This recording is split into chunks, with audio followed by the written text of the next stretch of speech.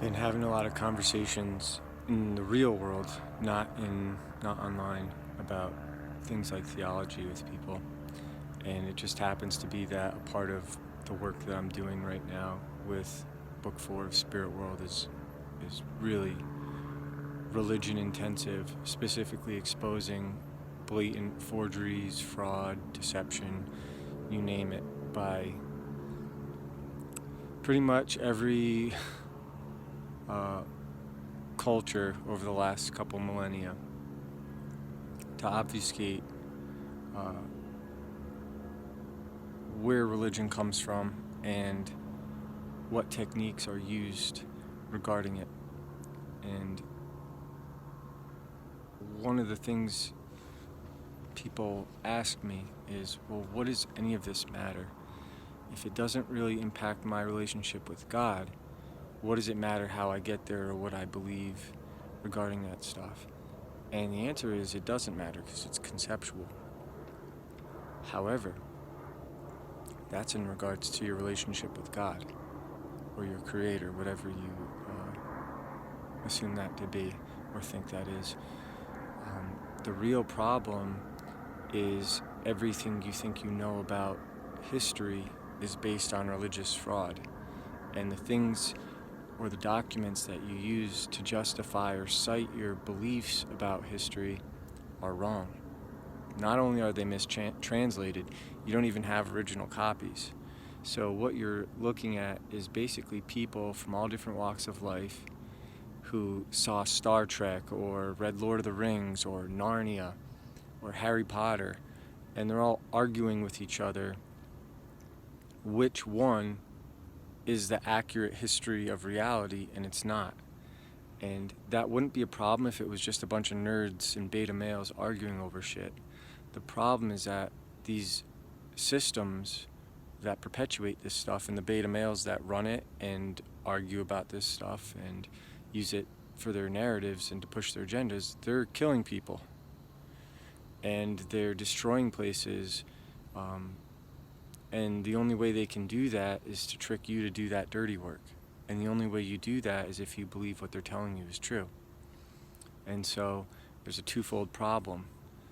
The first is you're observing their karmic consequences by doing their bidding and bringing the resultant harm into the plane of effects or manifestation.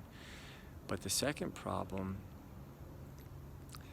is that you're creating your own self-loathing by not knowing your real history and what really happened. And the only way to know what is fully is to know what was. And so we can observe the truth in reality, we can know it, we can discover it.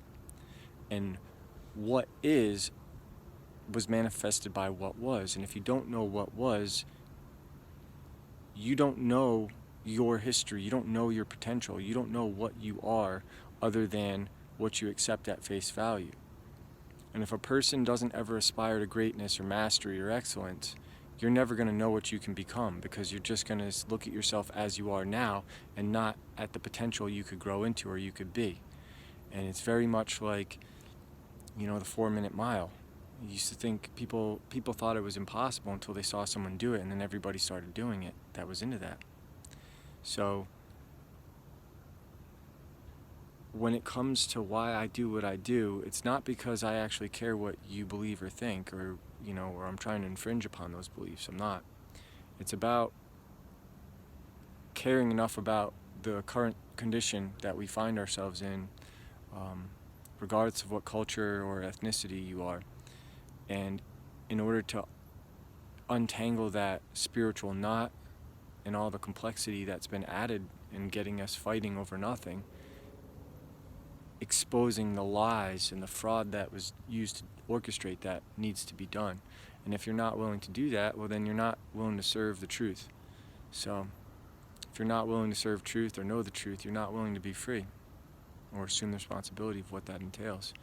And if that's the case, just step outside and let the men do their thing. Drown your voice out. Make as few ripples in the fabric of reality as you can, because you're not worthy of being here. People have allowed you to beat evolution and natural selection and survival. And that's a shame. But that's where we're at, and that's why everybody is so degraded, is because cunning people have created a system that enables the most useless of all species to thrive and survive. And then once they thrive and survive, they start cultivating systems based on their whims, and their whims are usually degraded, degenerate, and complete opposite of nature, or anti-bios, against life. So I'll leave it there, and I hope you have a great rest of your afternoon.